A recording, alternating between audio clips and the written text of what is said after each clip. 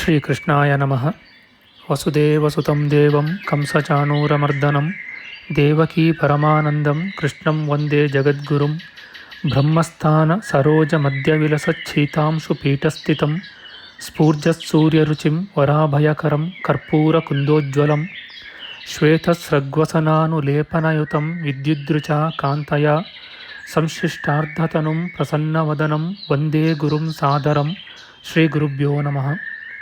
ಲಂಬೋದರಂ ಪರಮಸುಂದರಮೇಕದಂತಂ ರಕ್ತಾಂಬರಂ ತ್ರಿನಯನಂ ಪರಮಂ ಪವಿತ್ರಂ ಉದ್ಯದ್ದಿವಾಕರಕರೋಜ್ವಲಕಾಯಕಾಂತಂ ವಿಘ್ನೇಶ್ವರಂ ಸಕಲವಿಘ್ನಹರಂ ನಮಾಮಿ. ತ್ವಾಂ ದೇವ ವಿಘ್ನಧಲನೇತಿ ಚ ಸುಂದರೇತಿ ಭಕ್ತಿಪ್ರಿಯೇತಿ ಸುಖದೇತಿ ಫಲಪ್ರದೇತಿ ವಿದ್ಯಾಪ್ರದೇತ್ಯಗಹರೇತಿ ಚ ಯೇ ಸ್ತುವಂತಿ ತೇಭ್ಯೋ ಗಣೇಶವರದೋ ಭವನಿತ್ಯಮೇವ. ಶ್ರೀಮಹಾಗಣಪತಯೇ ನಮಃ. ಯಾ ಕುಂದೇಂದು ತುಷಾರಹಾರಧವಳ ಯಾ ಶುಭ್ರವಸ್ತ್ರಾವೃತ ಯಾ ವೀಣಾ ವರದಂಡಮಂಡಿತಕರ ಯಾ ಶ್ವೇತಪದ್ಮಾಸನ ಯಾ ಬ್ರಹ್ಮಾಚ್ಯುತಶಂಕರಪ್ರಭೃತಿಭಿಃ ದೇವೈಃ ಸದಾ ವಂದಿತಾ ಸಾ ಮಾಂ ಪಾತು ಸರಸ್ವತೀ ಭಗವತಿ ನಿಶ್ಶೇಷಜಾಡ್ಯಾಪಃ. ಶ್ರೀ ಸರಸ್ವತ್ಯೇ ನಮಃ. ವೇದಾರ್ಥತತ್ವವಿಶದೀಕರಣೇನ ಪುಂಸಾಂ ಉಚ್ಚೈರ್ಗತಿಂ ಜಗತಿ ಯೋ ದಯಯಾ ವಿಧಾತುಂ ರಮ್ಯಾಂ ಪುರಾಣಪದವೀಂ ಪ್ರಣಿನಾಯ ತಸ್ಮೈ ಲೋಕೇಶವೈಭವಪುಷೇ ಋಷಯೇ ನಮಸ್ತಾತ್. ತಸ್ಮೈ ವ್ಯಾಸಾಯ ಮುನಯೇ ಸರ್ವಜ್ಞಾಯ ಮಹರ್ಷಯೇ ಪಾರಾಶರ್ಯಾಯ ಶಾಂತಾಯ ನಮೋ ನಾರಾಯಣಾತ್ಮನೇ. ಶ್ರೀವ್ಯಾಸಾಯ ನಮಃ. ನಾರಾಯಣಂ ನಮಸ್ಕೃತ್ಯ ನರಂ ಚೈವ ನರೋತ್ತಮಂ ದೇವೀಂ ಸರಸ್ವತೀಂ ವ್ಯಾಸಂ ತತೋ ಜಯಮುದೀರಯೇತ್. ಕನಕರುಚಿದುಕೂಲಃ ಕುಂಡಲೋಲ್ಲಾಸಿಗಲ್ಲಃ ಶಮಿತಭುವನಭಾರಃ ಕೋಪಿ ಲೀಲಾವತಾರಃ ತ್ರಿಭುವನಸುಖಕಾರಿ ಶೇಷಶಾಯೀ ಮುಕುಂದೋ ಪರಿಕಲಿತರಮಾಂಗೋ ಮಂಗಲಂ ನಸ್ತನೋತು. ನಮಾಮಿ ಗೋವಿಂದಪದಾರವಿಂದಂ ಸದೇಂದಿರಾನಂದನಮುತ್ತಮಾಡ್ಯಂ ಜಗಜ್ಜನಾನಾಂ ಹೃದಿ ಸನ್ನಿವಿಷ್ಟಂ ಮಹಾಜನೈಕಾಯನಮುತ್ತಮೋತ್ತಮಂ. ನಮಸ್ತೆ ಚಕ್ರಹಸ್ತಾಯ ಶಾಂಗಹಸ್ತಾಯ ತೇ ನಮಃ. ನಂದಹಸ್ತಾಯ ತೇ ವಿಷ್ಣೋ ಶಂಖಹಸ್ತಾಯ ತೇ ನಮಃ. ಓಂ ನಮೋ ವಾಸುದೇವಾಯ ನಮಃ ಸಂಕರ್ಷಣಾಯ ಚ ಪ್ರದ್ಯುಮ್ನಾಯ ನಮಸ್ತುಭ್ಯಂ ಅನಿರುದ್ಧಾಯ ತೇ ನಮಃ. ದಂಷ್ಟ್ರಾಗ್ರೇಣೋ ಧೃತಾ ಗೌರು ದಧಿಪರಿವೃತಾ ಪರ್ವತೈರ್ನಿಮ್ನಗಾಭಿಃ ಸಾಕಂ ಮೃತ್ಪಿಂಡವದ್ಬೃಹದುರ್ವಪುಷಾನಂತರೂಪೇಣ ಯೇನ ಸೋಯಂ ಕಂಸಾಸುರಾರಿರ್ಮುರನರಕದಶಾಸ್ಯಾಂತಕೃತ್ಸರ್ವಸಂಸ್ಥಃ ಕೃಷ್ಣೋ ವಿಷ್ಣುಃಸುರೇಶೋ ನುದತು ಮಮ ರಿಪೂನ್ ಆದಿದೇವೋ ವರಾಹಃ. ನಮಸ್ತಸ್ಮೈ ವರಾಹಾಯ ಲೀಲಯೋದ್ಧರತೆ ಮಹೀಂ ಖುರಮಧ್ಯಗತೋ ಯಸ್ಯ ಮೇರುಖಣಖಣಾಯತೆ. ಶ್ರೀ ವರಾಹಮೂರ್ತಯೇ ನಮಃ. ಪ್ರಿಯ ಬಾಂಧವರೇ, ನಮ್ಮ ಈ ಶ್ರೀ ಲಾಲೀಕೃಷ್ಣ ಚಾನಲ್ಗೆ ಸ್ವಾಗತ. ಇಂದಿನ ವಿಡಿಯೋದಲ್ಲಿ ನಾವು ಶ್ರೀ ವರಾಹ ಮಹಾಪುರಾಣದ 176ನೆಯ ಅಧ್ಯಾಯದ ಉತ್ತರ ಭಾಗದ ವಿಚಾರ ಮಾಡೋಣ. ಈ ಅಧ್ಯಾಯದಲ್ಲಿ ಕೃಷ್ಣ ಗಂಗಾತೀರ್ಥ ಮಹಿಮೆಯ ಮುನ್ನಡೆ, ಅರಿಯದೆ ಸಹೋದರಿಯ ಸಂಗಮ ಮಾಡಿದ ಅಗ್ನಿಪ್ರವೇಶ ಪ್ರಾಯಶ್ಚಿತ್ತಾರ್ಹವಾದ ಪಾಪವನ್ನು ಕೃಷ್ಣಗಂಗಾತೀರ್ಥ ಸ್ನಾನದಿಂದಲೇ ಕಳೆದುಕೊಂಡ ಪಾಂಚಾಲ ಬ್ರಾಹ್ಮಣ ಯುವಕನ ಕಥೆ, ಶ್ರೀ ವರಾಹ ಮಹಿಮೆಯ ವಿಚಾರ ಮಾಡೋಣ. ಶ್ರೀಕೃಷ್ಣಾಯ ನಮಃ. ಶ್ರೀ ವರಾಹಮೂರ್ತಿಯು ಹೇಳುತ್ತಾನೆ, ಆ ಪಾಂಚಾಲ ಬ್ರಾಹ್ಮಣನ ಪಾಪವನ್ನು ಕೇಳಿ ತುಪ್ಪವನ್ನು ಹಾಕಿ ಚಿತೆಯನ್ನು ಉರಿಗೊಳಿಸಿ ಅದರಲ್ಲಿ ಪ್ರವೇಶಿಸಲು ಇಚ್ಛಿಸುತ್ತಿರುವ ಅವನನ್ನು ಕುರಿತು ಅಶರೀರವಾಣಿ ಹೀಗೆ ಹೇಳಿತು.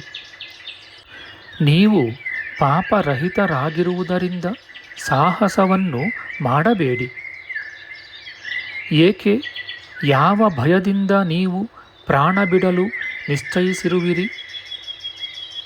ಶ್ರೀಕೃಷ್ಣನು ತನ್ನ ಚಕ್ರಾಂಕಿತವಾದ ಪಾದದಿಂದ ಸಂಚರಿಸಿ ಸುಖವಾಗಿ ಆಡಿದೆಡೆಯಾದ ಈ ಶುಭ ಸ್ಥಳವು ಬ್ರಹ್ಮ ಸಮಾನವಾದುದು.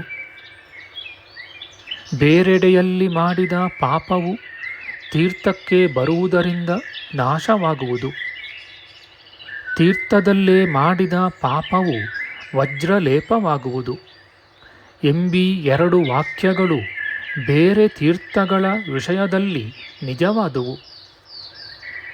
ಆದರೆ ಮನುಷ್ಯನು ಗಂಗಾ ಸಾಗರ ಸಂಗಮದಲ್ಲಿ 1 ಸಾರಿ ಮಾತ್ರ ಸ್ನಾನ ಮಾಡಿದರೂ ಅಲ್ಲೇ ಮಾಡಿದ ಬ್ರಹ್ಮಹತ್ಯೆಯ ಪಾಪವನ್ನು ಕಳೆದುಕೊಳ್ಳುವನು. ಭೂಮಿಯಲ್ಲಿರುವ ಸರ್ವ ತೀರ್ಥಗಳಲ್ಲೂ ಸ್ನಾನ ಮಾಡಿದರೂ ಮುಂದೆ ಹೇಳುವ ಪಂಚತೀರ್ಥಗಳ ಸ್ನಾನಕ್ಕೆ ಸಮವಲ್ಲವೆಂಬುದರಲ್ಲಿ ಸಂದೇಹವೇ ಇಲ್ಲ. ಕಾರ್ತಿಕ ಮಾಸದ ಶುಕ್ಲ ಕೃಷ್ಣ ಪಕ್ಷಗಳ ಏಕಾದಶಿಯ ದಿನ ವಿಶ್ರಾಂತಿ ತೀರ್ಥದಲ್ಲೂ, ದ್ವಾದಶಿಯ ದಿನ ಸೌಕರವ ತೀರ್ಥದಲ್ಲೂ, ತ್ರಯೋದಶಿಯ ದಿನ ನೈಮಿಷಾರಣ್ಯದ ತೀರ್ಥದಲ್ಲೂ, ಚತುರ್ದಶಿಯ ದಿನ ಪ್ರಯಾಗದಲ್ಲೂ, ಪೌರ್ಣಮಿಯ ದಿನ ಪುಷ್ಕರ ಕ್ಷೇತ್ರದಲ್ಲೂ ಸ್ನಾನ ಮಾಡುವುದರಿಂದ ಸರ್ವ ಪಾಪಗಳನ್ನು ಕಳೆದುಕೊಳ್ಳುವನು. ಆ ಪಂಚತೀರ್ಥಗಳಲ್ಲೂ ಮಥುರೆಯಲ್ಲಿದ್ದು ಅಸಿಕುಂಡ, ಸರಸ್ವತಿ, ಕಾಲಿಂಜರ ತೀರ್ಥಗಳಲ್ಲೂ ಸ್ನಾನ ಮಾಡುವುದರಿಂದ ಪಡೆಯುವ ಪುಣ್ಯಫಲದ 10ರಷ್ಟು ಫಲವನ್ನು ಕೃಷ್ಣಗಂಗಾ ತೀರ್ಥದಲ್ಲಿ ಸ್ನಾನ ಮಾಡುವುದರಿಂದ ಪ್ರತಿದಿನವೂ ಪಡೆಯಬಹುದು. ಜ್ಞಾನದಿಂದಾಗಲಿ ಅಜ್ಞಾನದಿಂದಲಾಗಲಿ ಬೇರೆಡೆಯಲ್ಲಿ ಸಂಪಾದಿಸಿದ ಪಾಪವು ಮಥುರೆಯಲ್ಲಿ ಮಾಡುವ ದುಷ್ಕರ್ಮಗಳು ಮಥುರೆಯಲ್ಲಿ ನಾಶವಾಗುವವು.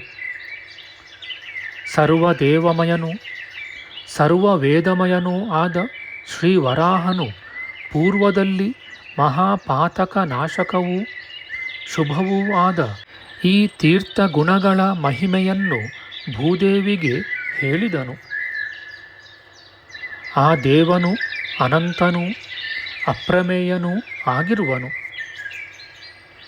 ಆತನ ಕಿವಿಯ ಒಂದು ಭಾಗದಲ್ಲಿ ಅಲ್ಪವಾದ ಈ ಆಕಾಶವು ಲೀನವಾಗಿ ಕಾಣಿಸದೆಯೇ ಹೋಗುವಾಗ ಆ ದೇವನು ಎಷ್ಟು ದೊಡ್ಡವನೆಂಬುದನ್ನು ಹೇಳಲಾಗುವುದೇ? ಆತನ ಕಡೆಗಣ್ಣುಗಳಲ್ಲಿ ಲೀನವಾದ ಸೂರ್ಯಾದಿಗಳ ತೇಜಸ್ಸು ಕಾಣುವುದಿಲ್ಲ ಎಂದರೆ ಆತನ ನೇತ್ರದ ಕಾಂತಿಯು ಸೂರ್ಯಾದಿಗಳ ತೇಜಸ್ಸಿಗಿಂತಲೂ ಅತ್ಯಧಿಕವಾದುದು. ಆತನ ನಿಶ್ವಾಸದಲ್ಲಿ ಐಕ್ಯವಾಗಿ ಮರೆಸಿ ಹೋಗಿ ವಾಯುವು ನಷ್ಟವಾದಂತಾಗಿ ಕಾಣಿಸದೇ ಹೋಗುವುದು. ಆ ಪ್ರಭುವಿನ ಗೊರಸುಗಳ ತುದಿಯಲ್ಲಿ ಪೂರ್ವದಲ್ಲಿ ಅಡಗಿದ ಸಪ್ತ ಸಮುದ್ರಗಳು ಬೆವರು ನೀರಿನಂತೆ ಹೆಸರಿಗೆ ಮಾತ್ರ ಕಾಣಿಸುತ್ತಿದ್ದವು. ಆತನ ರೋಮಕೂಪಗಳ ನಡುವೆ ಸಿಕ್ಕಿದ ಪರ್ವತ ವನಾದಿಗಳಿಂದ ಸಹಿತವಾದ ಈ ಭೂಮಿ ಕಾಣಿಸದಂತಾಗುವುದು. ಆ ದೇವನಿಗಿಂತ ಅಧಿಕನಾದವನು ಯಾರಿರುವನು? ಪುರಾಣವನ್ನು ತಾನೇ ಹೇಳಿ ಭೂದೇವಿಯ ಸರ್ವ ಸಂದೇಹಗಳನ್ನು ಹೋಗಲಾಡಿಸಿದ ನಾಶರಹಿತನಾದ ಆ ವರಾಹದೇವನು ಪ್ರತ್ಯಕ್ಷವಾಗಿದ್ದು ತಾನೇ ಇಲ್ಲಿ ತೀರ್ಥ ರಕ್ಷಣೆಯನ್ನು ಮಾಡುವನು. ಆತನ ಸಂದರ್ಶನ ಮಾತ್ರದಿಂದ ಒಡನೆಯೇ ಮನುಷ್ಯನು ಸರ್ವ ಪಾಪಗಳನ್ನು ಕಳೆದುಕೊಳ್ಳುವನು. ಈ ವಿಚಾರದಲ್ಲಿ ವಿಮರ್ಶೆಯೂ ಬೇಕಿಲ್ಲ. ಜ್ಯೇಷ್ಠ ಮಾಸದ ಶುಕ್ಲಪಕ್ಷದ ನವಮಿಯ ದಿನ ಮನುಷ್ಯನು ಕೃಷ್ಣಗಂಗಾ ತೀರ್ಥದಲ್ಲಿ ಸ್ನಾನವನ್ನು ಮಾಡಿ ಸೂಕರ ಕ್ಷೇತ್ರದಲ್ಲಿ 3 ರಾತ್ರಿಗಳು 1 ಸಾರಿ ದೀಪವನ್ನು ಹತ್ತಿಸಿ ಶಕ್ತಿ ಇರುವಷ್ಟು ದಾನವನ್ನು ಮಾಡುವುದರಿಂದ ಪಾಪಗಳೆಲ್ಲವನ್ನೂ ಕಳೆದುಕೊಳ್ಳುವನು. ದ್ವಾದಶಿಯ ದಿನ ಕಾಲಿಂಜರ ಕ್ಷೇತ್ರದಲ್ಲಿ ಸ್ನಾನವನ್ನು ಮಾಡಿ ದೇವನನ್ನು ಪೂಜಿಸುವವನು ದ್ವಾದಶಾದಿತ್ಯ ತೇಜಸ್ಸುಳ್ಳವನಾಗಿ ವಿಮಾನದಲ್ಲಿ ಕುಳಿತು ವಿಷ್ಣುವಿನಿಂದ ಅನುಜ್ಞೆಯನ್ನು ಪಡೆದು ವಿಷ್ಣು ಲೋಕಕ್ಕೆ ಹೋಗಿ ನೆಲೆಸುವನು. ಶ್ರೀ ವರಾಹಮೂರ್ತಿಯು ಹೇಳುತ್ತಾನೆ, ಹೀಗೆಂದು ದೇವವಾಣಿಯ ಇಂಪಾದ ಮಾತಿನಿಂದ ಪ್ರೇರಿತನಾದ ಆ ಪಾಂಚಾಲನು ಅಲ್ಲಿದ್ದ ಸುಮಂತುವನ್ನು, ನನಗೆ ಗುರುವೂ ತಂದೆಯೂ ನೀನೆ. ಈಗ ನಾನು ಏನು ಮಾಡಲಿ ಹೇಳು. ನಾನು ಅಗ್ನಿಪ್ರವೇಶವನ್ನು ಮಾಡಲೆ, ಅಥವಾ ತೀರ್ಥ ಸೇವೆಯನ್ನು ಮಾಡಲೆ, ಅಥವಾ ನಿನ್ನ ಪಾದದ ಗುರುತುಳ್ಳ ಈ ಪ್ರದೇಶದಲ್ಲಿದ್ದು ಕೃಚ್ರ ಪಾರಾಕ ಚಾಂದ್ರಾಯಣ ವ್ರತವನ್ನು ಮಾಡಿ ಮೋಕ್ಷವನ್ನು ಪಡೆಯಲೇ ಎಂದು ಕೇಳಿದನು. ಸುಮಂತುವು ಹೇಳುತ್ತಾನೆ, ಆಕಾಶವಾಣಿಯು ಹೇಳಿದುದು ಸತ್ಯವಾದುದು, ಅದೆಂದಿಗೂ ಸುಳ್ಳಾಗದು. ಹಿಂದೆ ನಿನ್ನ ದೇಹದಲ್ಲಿ ತೀರ್ಥಸ್ನಾನವನ್ನು ಮಾಡುವುದಕ್ಕಿಂತ ಮೊದಲು ಪ್ರತಿದಿನವೂ ಕಾಣುತ್ತಿದ್ದ ಪಾಪವು ನನ್ನೆದುರಿಗೆ ಸ್ನಾನ ಮಾಡುವುದರಿಂದ ಹೊರಟು ಹೋಗುತ್ತಿದ್ದಿತು. ನೀನು ಈ ಆಶ್ರಮದಲ್ಲೇ ಇದ್ದು ಪಾಪರಹಿತನಾಗಿ ಚಂದ್ರನಂತೆ ನಿರ್ಮಲನಾಗಿ ಯಾವಾಗಲೂ ಜೀವಿಸುತ್ತಿರು. ಈ ನಿನ್ನ ಸಹೋದರಿಯು ಇಲ್ಲಿಯ ಸ್ನಾನಾದಿಗಳಿಂದ ಪಾಪದಿಂದ ವಿಮುಕ್ತಳಾಗಿ ಸಾಧ್ವಿಯಾಗಿ ಒಳ್ಳೆಯ ಗತಿಯನ್ನು ಪಡೆಯುವುದರಲ್ಲಿ ಸಂದೇಹವಿಲ್ಲ ಎಂದನು. ಶ್ರೀ ವರಾಹಮೂರ್ತಿಯು ಹೇಳುತ್ತಾನೆ, ವಸುಂಧರೆ, ಮಥುರೆಯಲ್ಲಿರುವ ಕೃಷ್ಣ ಗಂಗೋದ್ಭವ ಕಾಲಿಂಜರ ಕ್ಷೇತ್ರ ತೀರ್ಥಗಳ ಮತ್ತು ಹಿಂದೆಯೇ ನಿನಗೆ ವರ್ಣಿಸಿರುವ ಸೂಕರ ಕ್ಷೇತ್ರ ತೀರ್ಥದ ಮಹಿಮೆಯು ಈ ಬಗೆಯಾದುದು. ವರಾರೋಹೆ, ಅತ್ಯಾಸಕ್ತಿಯುಳ್ಳವರಾಗಿ ಈ ವಿಚಾರವನ್ನು ಬೆಳಗ್ಗೆ ಹೇಳುವವರು ಕೇಳುವವರು ಪಾಪವನ್ನು ಅಂಟಿಸಿಕೊಳ್ಳುವುದಿಲ್ಲ. ಅಲ್ಲದೆ ಅವರು ಹಿಂದೆ 7 ಜನ್ಮಗಳಲ್ಲಿ ಮಾಡಿದ ಪಾಪವೆಲ್ಲವೂ ಹೊರಟು ಹೋಗುವುದು. 100 ಗೋವುಗಳನ್ನು ದಾನ ಮಾಡಿದ ಫಲವನ್ನು ಪಡೆಯುವರು. ಅಮೃತತ್ವವನ್ನು ಪಡೆದು ಸ್ವರ್ಗಲೋಕವನ್ನು ಸೇರುವರು. ಇತಿ ಶ್ರೀ ವರಾಹಪುರಾಣೆ ಕೃಷ್ಣ ಗಂಗೋದ್ಭವ ಮಾಹಾತ್ಮ್ಯಂ ನಾಮ ಷಟ್ಸಪ್ತತ್ಯಧಿಕಶತತಮೋಧ್ಯಾಯ. ಶ್ರೀಕೃಷ್ಣಾರ್ಪಣಮಸ್ತು. ನಮ್ಮ ಮುಂದಿನ ವಿಡಿಯೋದಲ್ಲಿ ನಾವು ಶ್ರೀ ವರಾಹ ಮಹಾಪುರಾಣದ 177ನೆಯ ಅಧ್ಯಾಯವಾದ ಮಥುರೆಯ ಮಹಿಮೆ, ದ್ವಾರಕೆಯಲ್ಲಿದ್ದ ಶ್ರೀಕೃಷ್ಣನು ತನ್ನ ಮಗನಾದ ಸಾಂಬನಿಗೆ ತನ್ನ ಪತ್ನಿಯರಲ್ಲಿ ಕೆಲವರನ್ನು, ಎಂದರೆ ಸಾಂಬನ ಮಾತೃವರ್ಗದವರನ್ನು ಕಾಮಿಸಿದ ಅಪರಾಧಕ್ಕಾಗಿ ವಿರೂಪನಾಗುವಂತೆ ಶಪಿಸಿದುದು.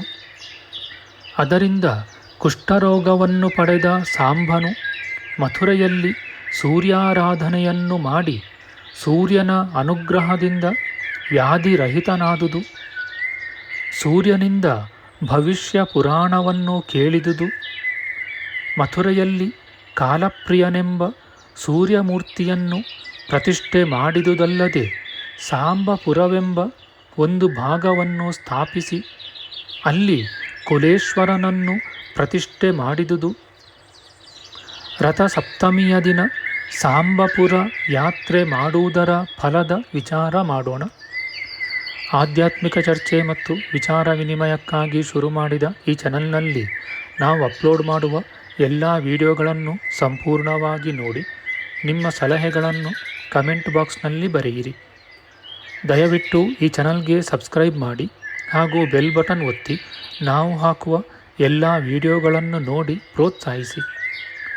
ಕೃಷ್ಣಂ ನಾರಾಯಣಂ ವಂದೇ ಕೃಷ್ಣಂ ವಂದೇ ವ್ರಜಪ್ರಿಯಂ ಕೃಷ್ಣಂ ದ್ವೈಪಾಯನಂ ವಂದೇ ಕೃಷ್ಣಂ ವಂದೇ ಪೃತಾಸುತಂ.